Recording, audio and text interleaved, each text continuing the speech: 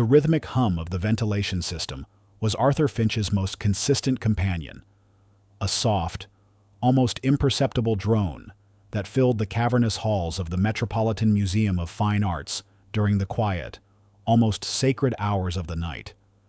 His footsteps, clad in sensible rubber-soled shoes, echoed with a steady, almost meditative cadence on the polished marble floors, a lone counterpoint to the hushed reverence that enveloped the priceless artifacts. Each shift was a pilgrimage through centuries of human creativity, a solitary dance with history under the watchful gaze of silent cameras. Arthur wasn't your typical museum guard. His uniform, a standard-issue dark suit and crisp white shirt, hung on his lean frame with an almost unassuming quality. His hair, a modest shade of brown, was always neatly combed, and his face, though etched with the faint lines of quiet contemplation, rarely betrayed strong emotion. He was, to the casual observer, utterly forgettable, a part of the museum's background hum, as easily overlooked as the intricate patterns on the ceiling. Yet, beneath this veneer of anonymity, beat a mind of extraordinary depth and a heart brimming with an almost spiritual reverence for the art he protected. His meals, consumed in the small, sterile break room during the dead of night, were as simple and solitary as his patrols. A thermos of lukewarm tea, a carefully packed sandwich, and the faint, tinny murmur of an old radio playing classical music or a muffled news report. There were no shared stories, no bursts of laughter, no familial debates around a bustling table. Just Arthur, meticulously unwrapping his sandwich, his gaze often drifting to the faded photographs tacked to the corkboard notices for upcoming exhibitions, reminders of protocol, and, occasionally, a lost and found poster. It was a life of quiet self-sufficiency, chosen not out of bitterness, but out of an innate preference for the company of profound thought and the timeless narratives etched in canvas and stone. Arthur possessed an encyclopedic knowledge of art history, a passion cultivated not in prestigious universities, but in the hushed, cavernous libraries where he spent countless hours poring over dusty tomes and academic journals. He knew the brushstrokes of Rembrandt, the subtle symbolism of Renaissance masters, the revolutionary techniques of the Impressionists. But his fascination didn't stop at aesthetics. He delved deeper, into the very fabric of the art, the chemical compositions of pigments, the structural integrity of ancient sculptures, the environmental factors that hastened or hindered their decay.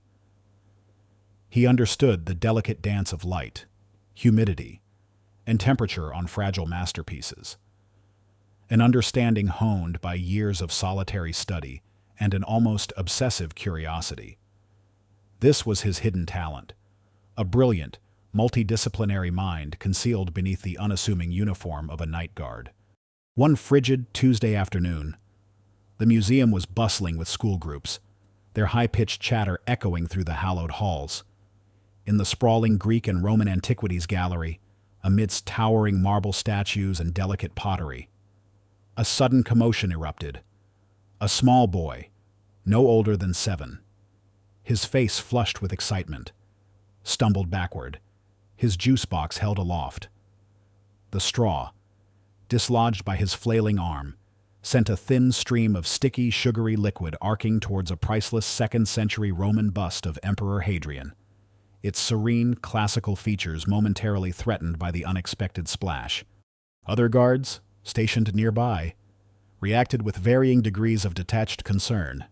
One, a burly man named Frank, took a slow step forward, his hand already reaching for his radio, preparing to call for a janitorial crew and potentially a supervisor. Another, a younger woman, gasped, her eyes wide with alarm, but remained rooted to her spot, uncertain how to intervene without breaking protocol. The museum's strict no-touching rule was drilled into every employee. Any direct contact, even with good intentions, could lead to severe reprimand. Arthur, patrolling a nearby section, saw the entire incident unfold in slow motion. His mind, honed by years of observational training and deep knowledge, processed the variables instantly: the acidity of the juice, the porosity of the marble, the potential for permanent staining, or, worse, a subtle, long-term chemical degradation. He didn't hesitate. While Frank was still fumbling for his radio, Arthur moved. His steps were swift, precise, and devoid of any unnecessary flourish. He didn't shout, didn't create a spectacle. In a single, fluid motion, he was there. He intercepted the trajectory of the juice, his open palm outstretched, catching the last few drops before they could mar the ancient marble. It was a small, almost imperceptible gesture, but it diverted the immediate threat. Then, his attention shifted to the child, the boy. His face, crumpled with guilt and fear, was on the verge of tears. Arthur, reaching into his pocket, pulled out a clean, folded handkerchief, a personal item, always carried for such unforeseen minor emergencies. He knelt down, not to wipe the statue, but to gently dab the remaining sticky residue from the boy's small hand. "It's all right, little one," Arthur murmured, his voice soft and reassuring, a stark contrast to the boy's trembling lips. "No harm done, just a little spill, easily cleaned." He offered a small, comforting smile, alleviating the child's fear and embarrassment. Then, with a subtle movement that went almost unnoticed by the other guards, he discreetly used a corner of the same handkerchief to blot the tiny, almost invisible droplet of juice that had still managed to splash onto the very base of the bust. He knew it was a risky move, but the immediate threat was mitigated, the child soothed, and the ancient art preserved. He then stood up, giving the boy a final, encouraging nod, and resumed his patrol as if nothing out of the ordinary had occurred. Frank, radio now in hand, stared at Arthur with a mixture of bewilderment and grudging respect. He had seen the swiftness, the quiet competence. "Finch, what was that?" he asked, his voice rough. "You touched the statue." It was a statement, not a question, loaded with the weight of violated protocol. Arthur merely offered a non-committal shrug, his gaze already sweeping the gallery for other potential issues. Just preventing a bigger mess. Frank, kid, was scared. He didn't elaborate, didn't seek praise, didn't even try to explain the chemical nuances. He simply did what he believed was necessary. This small act of quiet compassion and quick, unbidden expertise was not witnessed by many of the museum visitors, who were too engrossed in their own cultural explorations or too focused on their children. However, it was not entirely unseen. From a vantage point near the entrance of the gallery, a figure observed the entire scene with an almost clinical detachment. This was Dr. Elias Thorne, the museum's formidable chief conservator, a man whose reputation was built on his meticulous, almost obsessive adherence to scientific protocol in art preservation. He was the quintessential misguided opponent type B, driven by a rigid belief in rules and established procedures, viewing any deviation as a threat to the integrity of the art itself. He saw Arthur's swift, illegal touch, but did not grasp its underlying necessity. His dark eyes, usually analytical, narrowed with immediate disapproval. "Guard Finch," Dr. Thorne's voice, crisp and precise, cut through the air. "A word, if you please." His tone left no room for debate. Arthur turned, acknowledging the summons with a polite nod. He knew this conversation was coming. He knew Dr. Thorne, a man revered for his academic prowess, yet notoriously detached from the realities of the museum floor. Dr. Thorne approached, his gaze fixed on Arthur, a silent accusation in his eyes. He merely pointed to the Hadrian bust. "You realize, Guard Finch, that you are never under any circumstances to make direct contact with the artifacts. It is a fundamental rule, an absolute. Your actions, while perhaps well-intentioned, are a serious breach of protocol." Arthur listened patiently, his face unreadable. "Yes, Dr. Thorne, I understand the rule. The child was distressed, and there was a spill." Dr. Thorne merely sniffed, adjusting his glasses. The spill would have been handled by the appropriate personnel. Your intervention was unnecessary and highly unprofessional. Consider this a formal warning. Guard Finch. Any further deviation from established protocol will not be tolerated. He turned on his heel, his starched lab coat swishing, leaving Arthur to ponder the irony of being reprimanded for preventing damage. Unbeknownst to Dr. Thorne, and indeed to almost everyone else in the museum, a tiny, almost imperceptible detail about Arthur further hinted at his unique past. As he listened to Dr. Thorne's stern warning, Arthur's left hand unconsciously went to the small, smooth stone he kept in the breast pocket of his uniform jacket. It was a piece of malachite, a vibrant green mineral known for its distinctive bands and its delicate chemical composition.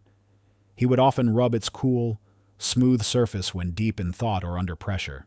It was a subtle, almost secret ritual, a tangible link to a past filled with complex chemical equations and the pursuit of scientific truth. It was a remnant of his brief, but intense, time as a promising, if unconventional, young chemist, a path he had left behind after a personal tragedy, but whose knowledge remained deeply ingrained within him. And sometimes, in the quiet solitude of his night shifts, when the vast galleries lay empty and silent, Arthur would stand for long moments before a particular painting in the Grand Gallery. It was a massive, haunting canvas titled The Whispering Grove, a masterwork by the legendary 19th-century artist Elias Thorne, a distant ancestor of the museum's chief conservator. The painting depicted a misty, ancient forest, imbued with a sense of melancholic mystery. Arthur's gaze would often linger, not on the overall composition, but on the minute details of the painting's surface, the subtle variations in the texture of the paint, the way the light caught certain brushstrokes, the very faint, almost imperceptible shifts in color that would go unnoticed by anyone but the most discerning and knowledgeable eye. This was a private ritual, a silent conversation with the art, a profound connection that hinted at a knowledge far beyond that of a mere guard. He saw things others couldn't, a silent observer of the delicate balance between preservation and decay, a harbinger of truths yet to be unveiled. The Metropolitan Museum of Fine Arts, a titan of culture by day, transformed into a hushed, almost spectral entity by night. The throngs of tourists and chattering schoolchildren vanished, replaced by the soft glow of security lights and the occasional distant echo of a guard's radio. For Arthur Finch, these were the hours of true communion with the art. His patrols weren't just about surveillance. They were an intimate dialogue with masterpieces, a meticulous inspection fueled by a profound sense of stewardship.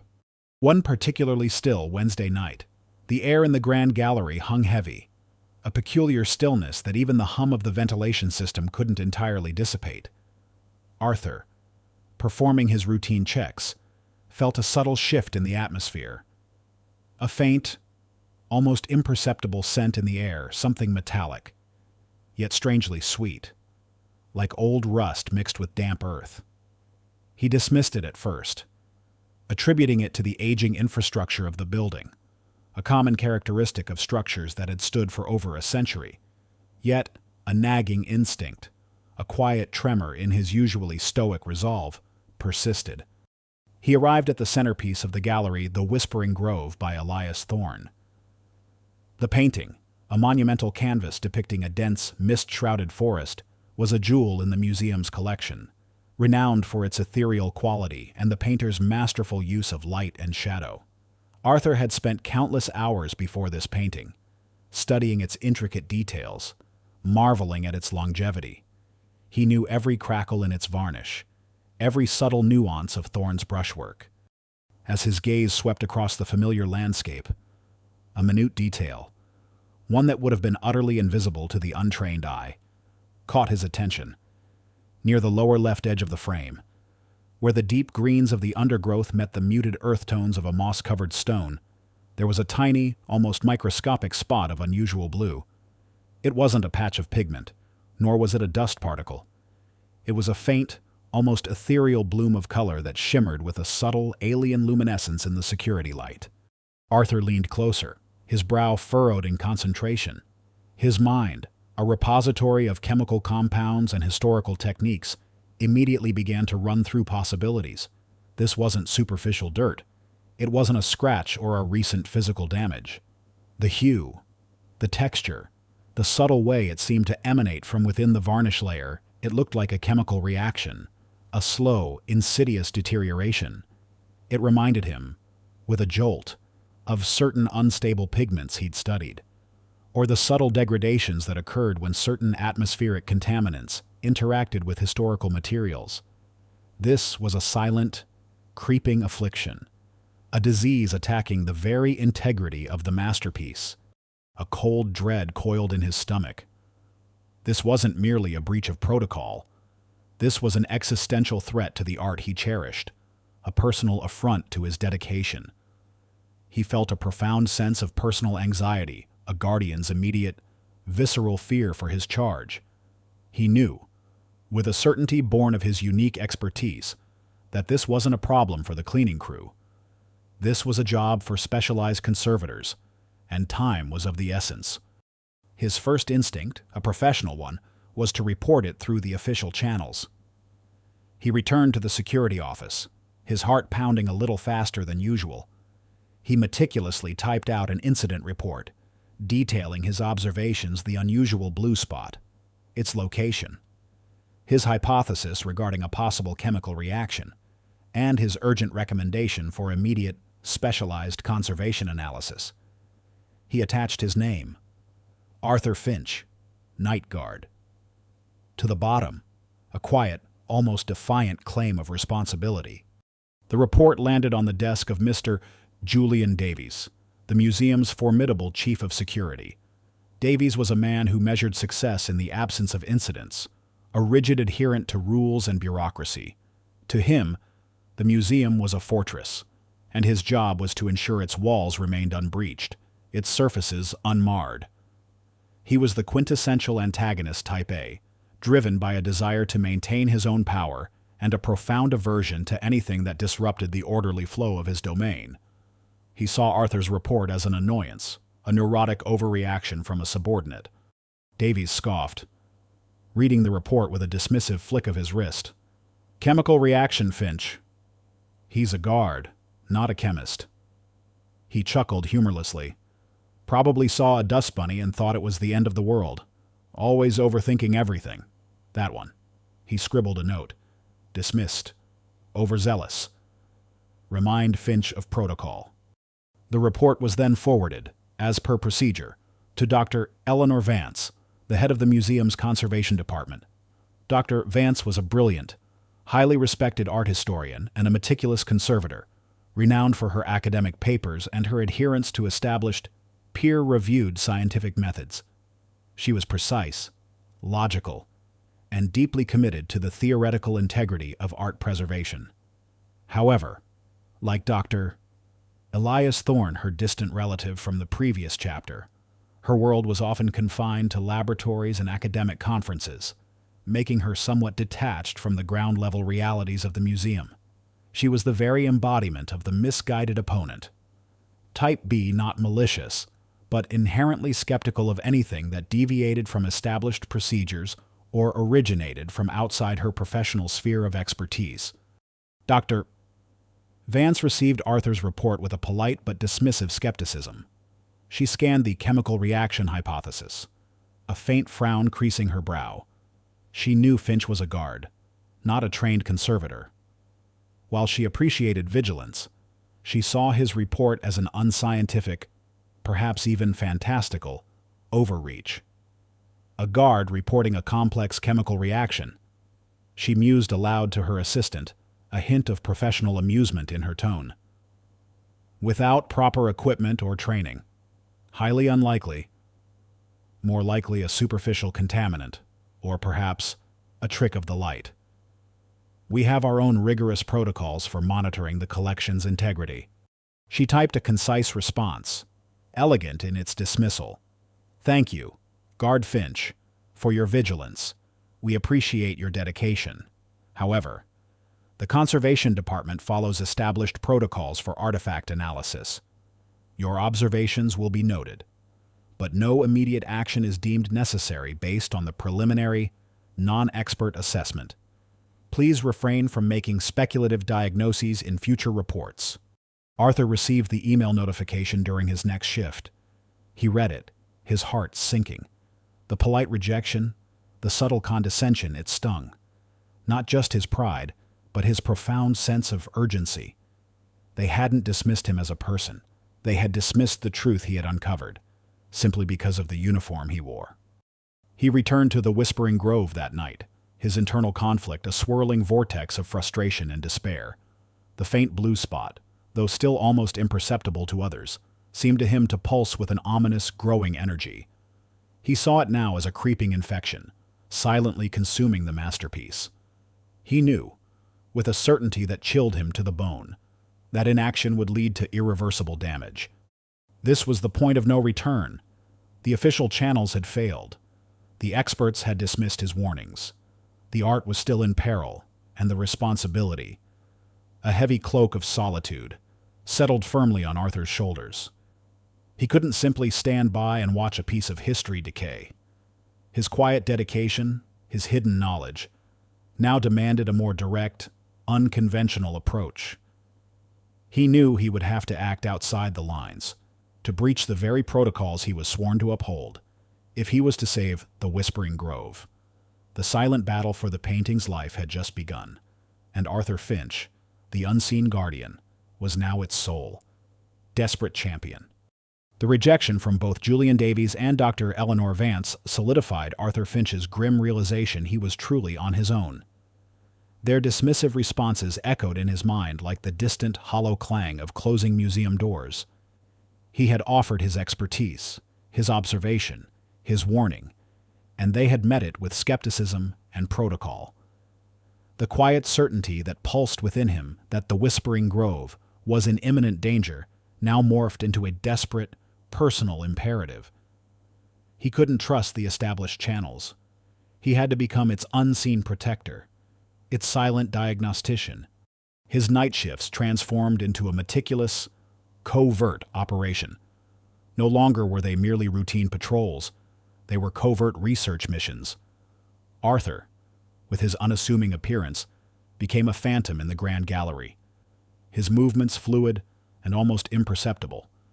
He wasn't just observing the painting, he was studying it with the intensity of a forensic scientist, searching for clues, for patterns, for the hidden language of decay. He began bringing in small, innocuous tools, items that could easily be mistaken for personal effects or standard guard equipment. From his worn leather bag, he'd produce a jeweler's loupe, its lens capable of magnifying minute details on the canvas surface. Sometimes, he'd use a compact, pen-sized UV light, its beam cutting through the ambient darkness, revealing subtle phosphorescence or hidden layers of pigment. He even fashioned a crude, yet effective, hygrometer from a repurposed electronic thermometer and a few chemical strips, allowing him to subtly monitor the microclimates directly around the painting, measuring the fluctuations in humidity that he suspected were exacerbating the chemical reaction. He carried a small, leather-bound notebook, its pages filled with neat, precise entries, not official logs, but his own highly detailed records. He charted the growth of the faint blue stain, noting its precise dimensions each night, its subtle shifts in hue, its reaction under varying light conditions from the gallery's internal system. He recorded the temperature and humidity readings, cross-referencing them with the progression of the anomaly on the canvas. His hypothesis, initially a gut feeling, was slowly being validated by empirical data. The stain wasn't just growing, it was reacting dynamically to minute environmental changes, confirming his suspicion of a volatile chemical interaction within the paint layers themselves. He deduced it was likely a long-dormant metallic compound in the original pigments, possibly an unstable copper or lead derivative, reacting with atmospheric moisture and carbon dioxide, a phenomenon rare but devastating once triggered. One evening, while Arthur was meticulously documenting a slight expansion of the bluish bloom, A figure emerged from the shadows of a nearby hall. It was Sarah Chen, a new, bright-eyed assistant conservator. Sarah was fresh out of her master's program, brimming with idealism and a fervent belief in scientific rigor. She was assigned to catalog some newly acquired prints in an adjacent room and had decided to stretch her legs. She was Arthur's potential helper. Sarah had heard the whispers about Arthur Finch from her colleagues, the overly vigilant guard, the one who thinks he's a conservator. She had even heard Dr. Vance's dismissive remarks about his earlier report. Yet, seeing him now, not just patrolling, but crouched before the Whispering Grove, his brow furrowed in intense concentration, his hand moving with a delicate precision as he used his UV light, intrigued her. This wasn't the behavior of a bored security guard. This was something else entirely. She watched, unseen, as Arthur pulled out his small notebook, jotting down observations with rapid strokes. She noticed the small hygrometer he briefly held near the frame. She didn't understand the specifics of what he was doing, but she recognized the methodical nature of his actions, the quiet intensity in his gaze. It was a stark contrast to the casual indifference she often witnessed from other guards. A flicker of curiosity ignited within her, a nascent suspicion that there was more to Arthur Finch than met the eye, more than the dismissive rumors suggested. Later that same week, Sarah Chen was working late, cross-referencing archival documents in the conservation department. She overheard a heated conversation emanating from Mr. Davies's office. The door was slightly ajar, revealing Julian Davies, his face a mask of annoyance, speaking on the phone. "Yes, sir, Director. He's been acting erratically." Davies's voice boomed, prowling around that thorn painting at odd hours, carrying peculiar instruments. "I suspect he's trying to cause some kind of incident, perhaps to draw attention. Or worse, damage the art to prove his theories." He paused, listening. "Absolutely. Director. I've installed additional covert cameras. High resolution. No blind spots. I'll catch him in the act. We'll expose him, get rid of this problem for good, and restore faith in our security protocols. He's becoming a nuisance." Sarah froze, her blood running cold. "Cause damage to prove his theories." The words echoed in her mind. She thought of Arthur's focused intensity, the way he gently tended to the Hadrian bust, the quiet determination in his eyes as he studied the Whispering Grove. It didn't align with the image of a malicious saboteur. Davies's words, twisted with suspicion and an obvious desire to eliminate a perceived threat to his authority, painted a sinister picture of Arthur that Sarah instinctively rebelled against. She realized Davies was setting a trap, actively looking for a reason to fire Arthur, completely misinterpreting his dedicated actions. She felt a knot of unease tighten in her stomach. The very next day, the tension in the Grand Gallery was almost palpable. Arthur, unaware of the new, discreetly placed cameras, tiny pinholes drilled into the decorative molding and cunningly hidden among the ventilation grates, felt an increased sense of urgency. The blue stain on the Whispering Grove had, almost imperceptibly, grown. It was still minute, still something only his expert eye could discern. But the spread was undeniable. He noted the precise coordinates of the new tendrils, confirming his chemical hypothesis. He knew time was running out. He also sensed a shift in Julian Davies's demeanor. The chief of security was more often present in the Grand Gallery, his gaze lingering on Arthur a moment too long, a subtle, almost imperceptible smirk playing on his lips. Davies would feign casual strolls, humming to himself, while his eyes, sharp and calculating, observed Arthur's every move, waiting for a misstep. He was the antagonist type A in full predatory mode, convinced of Arthur's impending downfall, eager to assert his authority. He believed Arthur's quiet obsession was a sign of instability, a desperate attempt to gain recognition, and he intended to crush it. Davies, emboldened by his conviction and the installation of the new surveillance, had already begun planting seeds of doubt among the other security personnel. He would casually mention Arthur's strange behaviors, his unusual interest in the Thorn painting, subtly implying that Finch was unstable, perhaps even a potential vandal.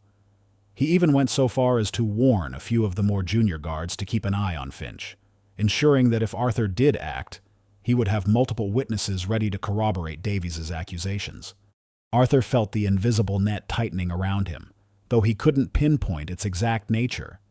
He knew he was under scrutiny, but his singular focus remained on the painting. The thought of being fired, of losing his meager but meaningful existence, was a terrifying prospect. Yet, the thought of the Whispering Grove, succumbing to its silent illness, unhelped and ignored, was far more unbearable. His internal conflict raged the desire to keep his job, to maintain his quiet life, against the overwhelming imperative to protect the art. The art, he knew, always came first. The truth, he believed, would eventually prevail.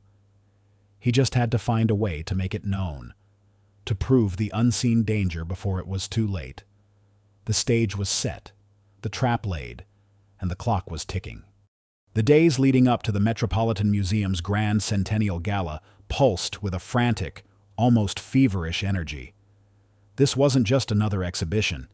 It was a monumental milestone, a century of artistic stewardship, drawing dignitaries, influential patrons, and international media. The Whispering Grove was slated to be the undisputed jewel of the evening, prominently featured in all promotional materials, its ethereal beauty gracing invitations and commemorative programs. The pressure on the museum staff, from the lowliest janitor to the highest director, was immense, a tangible hum beneath the surface of enforced calm. For Arthur Finch, the gala was a terrifying deadline. He watched the blue stain on the Whispering Grove with mounting horror. It had grown, undeniable now even to a slightly less discerning eye, a subtle, spreading sickness on the canvas. His nightly observations, meticulously recorded, confirmed his gravest fears the chemical reaction was accelerating. His crude hygrometer revealed minute, yet significant, fluctuations in the gallery's climate control system, a subtle, unacknowledged malfunction that was unknowingly fueling the painting's decay. The once faint metallic scent he'd noticed had intensified, a coppery tang that spoke of degradation. He calculated, with a chilling certainty, that the painting had mere hours, perhaps a single night, before the damage would become irreversible, etching itself permanently into the very fabric of the masterpiece. He knew he was utterly alone in this. Julian Davies's cold, watchful eyes followed him relentlessly, a silent predator waiting for his prey to stumble. Dr. Eleanor Vance, consumed by the gala preparations and still dismissive of Arthur's unscientific claims, had moved on, her attention diverted by more pressing, conventional concerns. Even Sarah Chen, though intrigued by his dedication, remained a passive observer, caught between protocol and curiosity. No one else saw the urgency. No one else understood the ticking clock that was destroying the art. This was Arthur's test, and he had to face it, isolated and exposed. The grand ballroom, just adjacent to the main galleries, was already undergoing its final transformation for the gala. Velvet ropes were being strung, crystal chandeliers polished to a blinding sparkle, and catering staff moved with quiet efficiency. The museum buzzed with an almost palpable sense of impending perfection, a meticulously crafted facade designed to impress the world. This focus on outward appearance, on projecting an image of flawless excellence, ironically blinded the administration to the insidious, internal threat to their prized possession. Any hint of imperfection, any deviation from the pristine narrative, was to be ruthlessly suppressed. Unbeknownst to Arthur, Julian Davies had taken his suspicions to the highest levels. He had held a discreet meeting with Director Harrison Thorne, the museum's venerable, but increasingly detached, head, and the great-grandson of Elias Thorne himself. Harrison Thorne, a man more concerned with legacy and financial solvency than the microscopic realities of conservation, had readily believed Davies's ominous warnings. "Guard Finch, sir," Davies had stated, his voice a low, conspiratorial rumble in the director's opulent office, "has developed a disturbing obsession with the Whispering Grove. He's been observed performing unauthorized examinations, carrying unusual devices. I fear he's either unstable, seeking attention, or perhaps attempting to compromise the painting to gain notoriety." He showed the director blurred screenshots from the new covert cameras.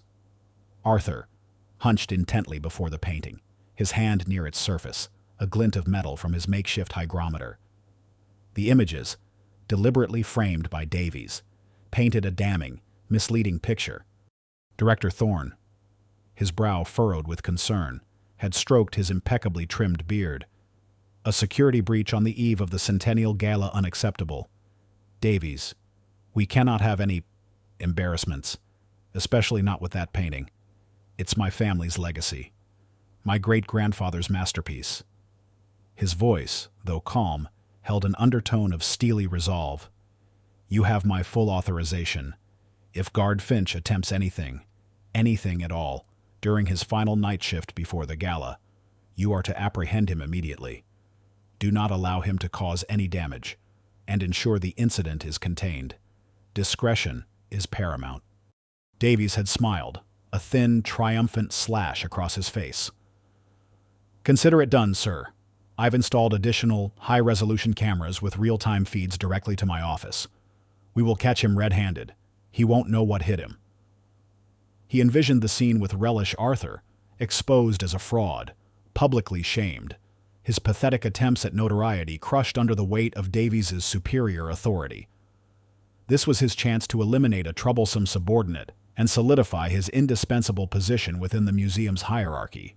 Arthur, meanwhile, spent his dwindling hours poring over old chemical treatises and obscure conservation journals in the museum's dusty archives, searching for any obscure case studies, any forgotten remedy for the specific type of chemical reaction he suspected. He found a centuries-old reference to a rare phenomenon involving copper-based pigments and increased humidity, detailing a volatile reaction that produced a distinct blue-green bloom, followed by rapid embrittlement of the paint layers. The recommended solution, a precise application of a specific, mild alkaline solution, was unorthodox, risky, and completely against modern conservation practices that favored passive intervention over active chemical treatment. But it was the only one that fit his observed symptoms. He meticulously prepared the solution in his tiny private storage locker in the security office, using a small discarded chemistry set he'd bought from a second-hand store years ago and purified water from a lab tap after hours. He measured everything with a precision bordering on obsession, his hands steady, his mind completely focused. He poured the pale liquid into a tiny, sterile glass vial, sealing it with a rubber stopper. He also prepared a handful of ultra-soft medical-grade cotton swabs, each no larger than his fingertip. This was his desperate gamble, his last resort. The night before the Centennial Gala descended upon the museum, a heavy, expectant silence. Arthur began his patrol, his heart a drum against his ribs. He carried the vial and the cotton swabs concealed in a discreet inner pocket of his uniform jacket, their presence a heavy, yet necessary burden. He knew the risk's immediate dismissal, public disgrace, possibly even legal action for tampering with priceless art. But he also knew the alternative, the silent, irreversible death of the Whispering Grove. As he approached the Grand Gallery, he felt the weight of unseen eyes. Davies was likely watching, poised to strike. Arthur's steps were steady, though, his resolve unwavering. He was a sentinel guarding an ailing treasure, and the protocol, the rules, the fear of reprisal, all paled in comparison to the art's silent plea for rescue. The stage was set for the ultimate confrontation, a quiet battle for truth and preservation against the forces of bureaucracy and pride. Arthur Finch, the unseen guardian, was about to make himself seen, in the most spectacular and dangerous way imaginable.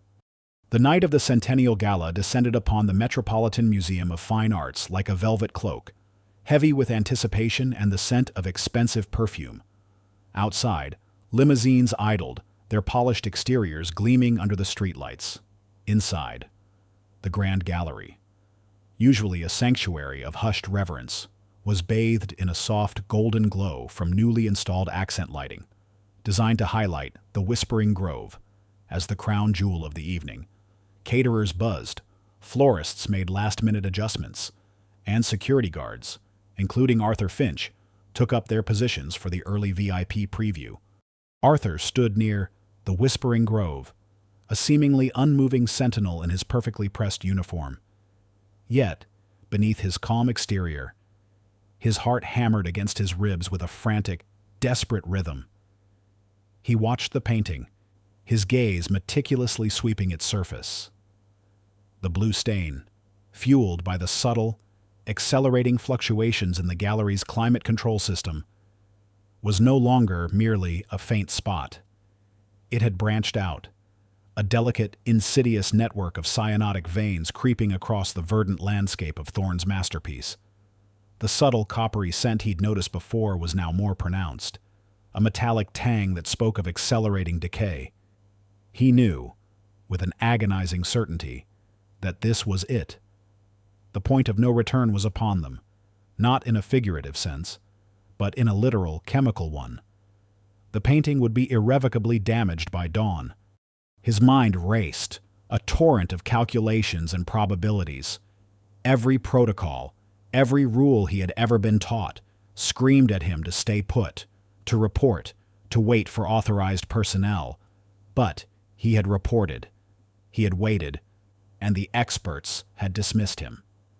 He looked at the painting, then at the empty expanse of the gallery, knowing that any moment, the first wave of VIPs would arrive. He felt the weight of the tiny vial and the cotton swabs in his inner jacket pocket, a desperate, last-ditch hope.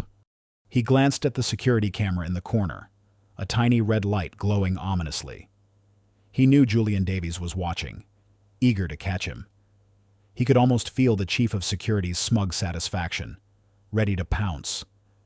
But the lives of the art, the silent stories etched onto canvas, had always, for Arthur, superseded the lives of men, especially those consumed by petty power. He made his choice.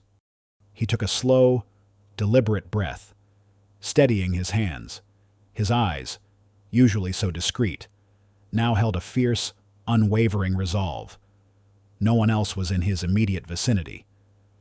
The other guards were preoccupied with their assigned stations, chatting softly into their radios. This was his window, a fleeting, terrifying opportunity. With a movement that was both swift and incredibly gentle, Arthur took one step forward, bridging the invisible line of demarcation. His left hand, calloused from years of gripping a flashlight and a radio, reached out. It wasn't a grab or a clumsy touch. It was a surgeon's touch, precise and purposeful. His index finger, bare and steady, landed on the very edge of the creeping blue stain, directly on a small, newly formed tendril.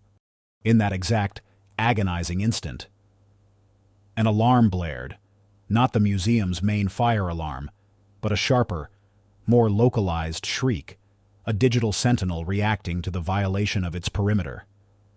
The Grand Gallery, moments ago filled with the quiet murmur of preparations, was plunged into a cacophony of sound.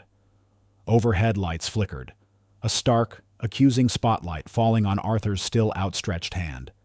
A voice, amplified and distorted by the gallery's public address system, boomed with righteous fury. "Guard Finch, stop, what are you doing?" It was Julian Davies, his voice laced with triumph, now clearly visible on the large monitor in his central security office. Watching the live feed from the new, high-resolution cameras, he had him, caught red-handed, the proof he needed. Davies, Dr. Eleanor Vance, and a handful of anxious-looking board members, drawn by the piercing alarm, burst into the gallery from a side door. Their faces were a mixture of outrage and sheer terror. Director Harrison Thorne, his face pale, rushed in behind them, his eyes fixed on his great-grandfather's painting, dread twisting his gut. "Finch, what have you done?" Thorne's voice was a strained whisper of disbelief. But Arthur, incredibly, remained focused. He ignored the blaring alarm, the furious shouts, the impending confrontation. His entire being was centered on the painting, on the delicate task before him. He pulled the tiny glass vial from his pocket with his right hand, uncorking it with his teeth, with his left hand still providing a steady anchor on the very edge of the framed canvas, preventing the smallest tremor. He dipped a sterile cotton swab into the clear, pale liquid. Then, with the meticulous precision of a watchmaker, he began to dab the swab onto the blue stain. He worked with an almost hypnotic grace, his movements economical. Each dab, each gentle sweep of the cotton, deliberate and controlled. This was the moment of truth. To the horrified onlookers, it appeared Arthur was destroying the painting. He was deliberately touching it, applying an unknown liquid, violating the most sacred tenet of museum conservation. Director Thorne stumbled forward, his hand outstretched as if to physically stop Arthur. "Dr." Vance gasped, her eyes wide with professional horror. Julian Davies, pulling out his radio, yelled frantically for backup, for Arthur to be subdued immediately. Yet, as Arthur continued his work, a miracle began to unfold. Where his swab touched the canvas, the insidious blue-green bloom, the very manifestation of the chemical decay, began to change. It didn't spread, didn't smudge. Instead, it subtly, almost magically, shifted hue. The vibrant, unnatural blue faded, then receded, dissolving back into the underlying greens and browns of the original landscape. The very fabric of the paint, which had begun to look dulled and sickly, seemed to regain its vibrancy, its depth. It was as if a bruise was healing before their very eyes. He worked for what felt like an eternity, but in reality was no more than 30 seconds. He methodically covered every tendril of the blue decay, his focus absolute, his breathing shallow. Finally, he withdrew his hand. The last cotton swab now stained a faint, sickly blue, which he quickly tucked into his pocket. He took a single step back, his eyes scanning the now pristine surface of the Whispering Grove. The chemical reaction was neutralized. The blue stain was gone. The painting, miraculously, looked as vibrant and untouched as it had been on the day it was hung. The alarm continued to blare, a jarring counterpoint to the stunned silence that had fallen over the small group of onlookers. Julian Davies, his face a mask of disbelief, lowered his radio, his mouth agape. Dr. Eleanor Vance, who had been on the verge of rushing forward to intervene, stood frozen, her eyes darting between Arthur's calm, resolute face and the now perfect canvas. Her professional horror dissolved into a profound, almost spiritual awe. Director Thorne, who had expected to see irreparable damage, found himself staring at a painting that looked impossibly better. He slowly approached the canvas, his hand hovering over the area where the stain had been. No mark, no smudge, no sign of tampering, only the rich, original pigments, restored to their intended glory. The moment of truth culminated in the collective gasp. The handful of early VIPs, who had just begun to trickle into the gallery, stopped dead in their tracks, witnessing the unfolding drama. Their faces, initially confused by the alarm, transformed into expressions of sheer astonishment as they grasped the magnitude of what had just occurred. Whispers rippled through the small crowd. "Did you see that? The guard. He saved it. It was reacting. He stopped it." Julian Davies, still reeling, tried to regain control. "He touched the painting. He violated protocol. This is a disgrace," he bellowed, his voice cracking with a desperate attempt to assert his authority. But his words were drowned out by a wave of spontaneous, Thunderous applause. It started tentatively. A few claps from the VIPs who had witnessed the miraculous intervention. Then, it swelled, fueled by the sheer, undeniable evidence of their own eyes. Staff members, other guards, and even a few of the caterers who had gathered joined in, a resounding ovation for the unassuming guard who had dared to defy the rules to save the art. Arthur Finch stood amidst the applause, his face still serene, a quiet dignity radiating from him. He had defied the institution, risked his career, and faced public humiliation to save the art he loved. And in doing so, he had not only saved the Whispering Grove, but had, in one unforgettable moment, unveiled a truth far greater than any protocol that true preservation sometimes demanded courage, intuition, and a forbidden touch. The blaring alarm, once a shrill indictment, now seemed to punctuate the stunned silence in the grand gallery with an almost comical insistence. Julian Davies, his face a grotesque mask of shock and fury, finally managed to bark into his radio. "Secure the area, Guard Finch. He's under arrest." His voice trembled, betraying the sheer disbelief that warred with his ingrained need for control. But his words were immediately overridden. Dr. Eleanor Vance, recovering from her initial stupor, strode purposefully towards Arthur. Her eyes no longer wide with horror, but alight with a profound, almost scientific curiosity. She ignored Davies completely, her gaze fixed on the painting, then on Arthur.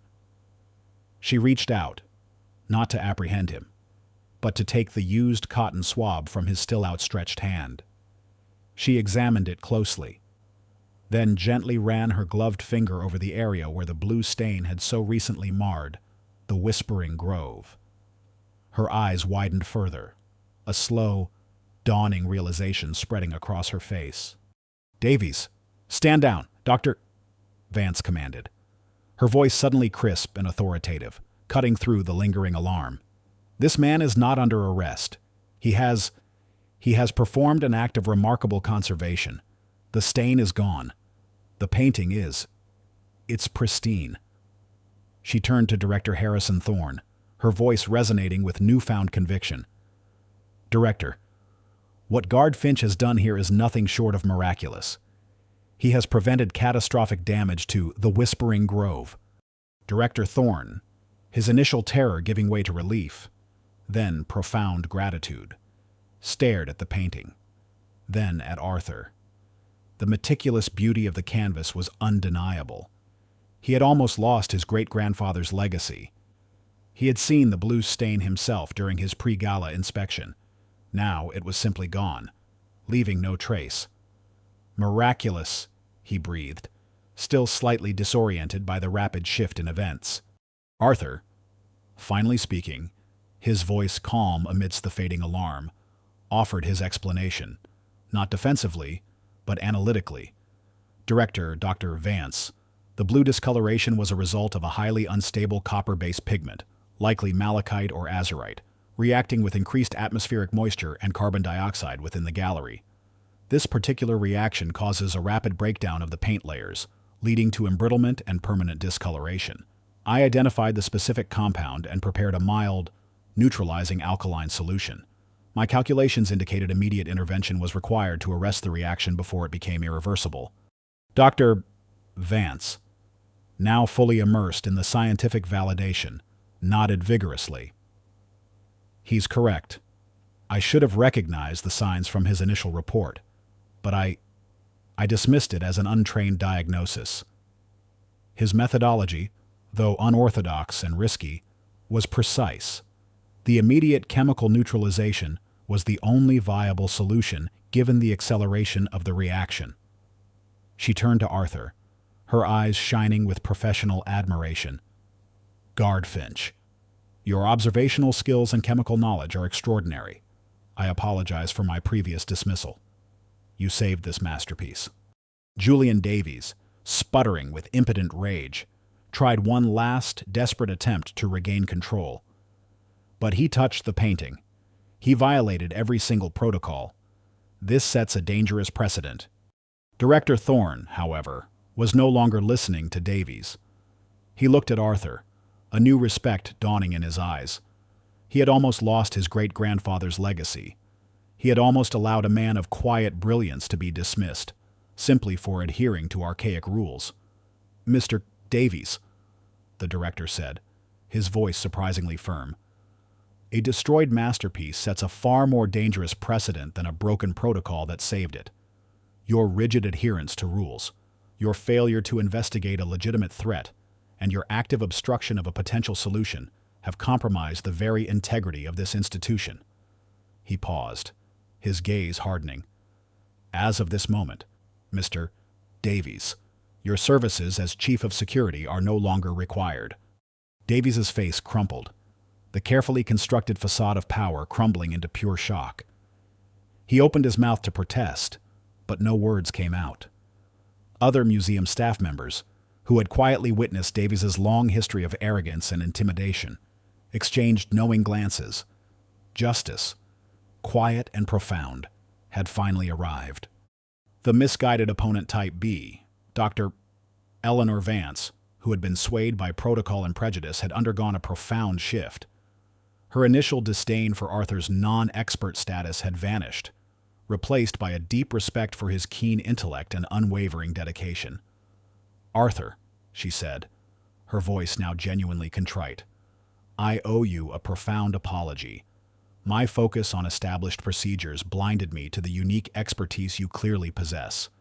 I was wrong to dismiss your report, and for that, I am truly sorry." She extended her hand, a gesture of sincere reconciliation. Arthur, meeting her gaze, shook her hand firmly. "It's all right, Dr. Vance.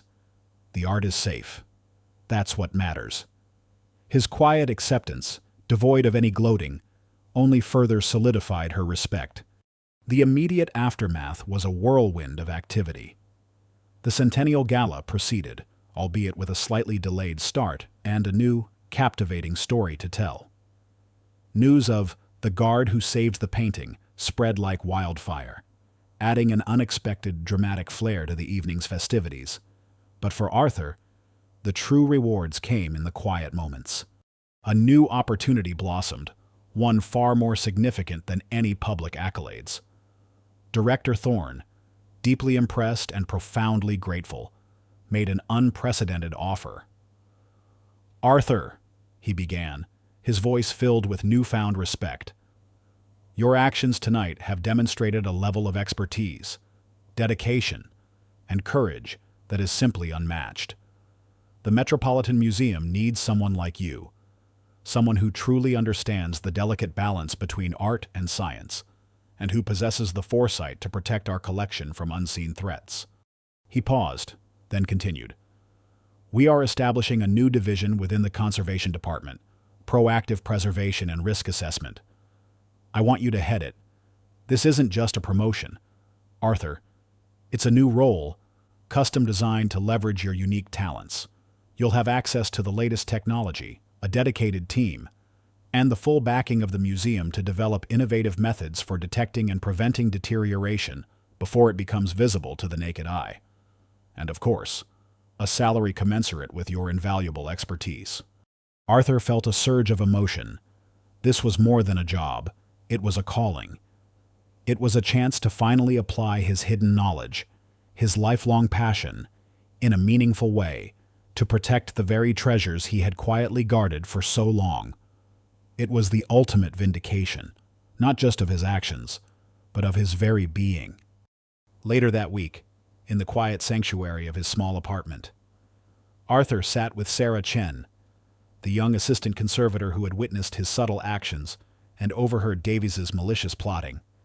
Sarah, now a fervent admirer, had been instrumental in quietly corroborating Arthur's professionalism during the internal review that followed the gala, her subtle validation helping to tip the scales in his favor. "I still can't believe it, Arthur," Sarah said, sipping her tea, her eyes wide with a mixture of awe and self-reproach. "When I saw you reach out for the painting, I almost gasped. It went against everything we're taught. But then, to see the stain just vanish." It was incredible. She looked at him earnestly.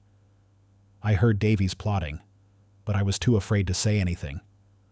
I couldn't imagine he'd actually try to harm the painting. Arthur smiled gently. It wasn't about harming the painting, Sarah. It was about controlling the narrative. Davies wanted to maintain his authority, and I was a threat to his orderly world. He misjudged my intentions because he couldn't comprehend the truth. He paused, stirring his own tea thoughtfully. It takes courage to go against the grain, to trust your instincts when everyone else is telling you you're wrong. And sometimes, the most profound truths are hidden in plain sight, waiting for someone to truly see them. Sarah nodded, a thoughtful expression on her face. You taught me that it's not just about following rules.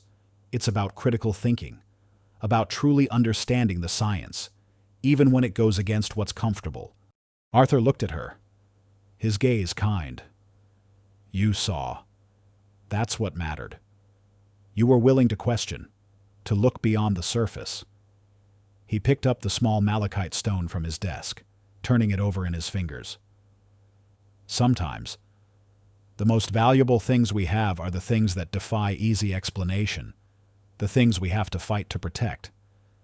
And the fight is always worth it, especially when it's for something as timeless as truth and beauty. The new calm, a profound sense of purpose, settled over Arthur Finch. He was no longer just a guardian, he was a pioneer, forging a new path for preservation, one built on quiet courage and a deep, unyielding commitment to the silent stories held within the art. 7 years later, the hallowed halls of the Metropolitan Museum of Fine Arts now hummed with a different kind of energy, one infused with innovation and a palpable sense of forward-thinking scholarship. The once stifling air of rigid tradition had softened, allowing for new methodologies and fresh perspectives to flourish. At the heart of this transformation stood Arthur Finch, no longer merely a museum guard, but a figure of international renown, a revered expert in his field. His title, Director of Proactive Preservation and Risk Assessment, bespoke a role he had not only fulfilled but had actively shaped. His office, once a small utilitarian cubicle in the security wing, was now a spacious, light-filled laboratory on the top floor of the museum. It was a marvel of modern conservation technology, equipped with the latest spectral imaging devices, micro-environmental sensors, and analytical instruments, all humming with quiet efficiency. Yet, amidst the gleaming chrome and blinking lights, there remained a personal touch, a well-worn leather-bound notebook filled with his neat handwriting, a collection of obscure chemistry texts, and prominently displayed on his desk, the small, smooth malachite stone, now a polished talisman of his enduring journey. Arthur had not only excelled in his new role, but had redefined it. He had pioneered revolutionary techniques for early detection of degradation in artworks, developing non-invasive methods that could identify chemical instabilities long before they became visible to the naked eye. His work involved a harmonious blend of art history, advanced chemistry, and cutting-edge technology, a multidisciplinary approach that had become the gold standard in museums worldwide. He lectured at prestigious universities, consulted for international institutions, and his published papers were now essential reading for aspiring conservators. He still retained his quiet demeanor, his movements deliberate, his eyes perpetually observant, but there was an undeniable confidence in his posture, a quiet power that stemmed from profound knowledge and hard-won respect.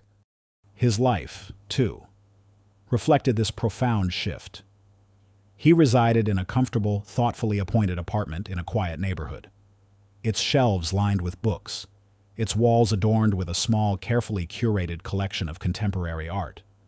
He enjoyed solitary walks through city parks, the simple pleasure of a well-brewed cup of coffee, and the intellectual camaraderie of colleagues and friends, most notably Dr.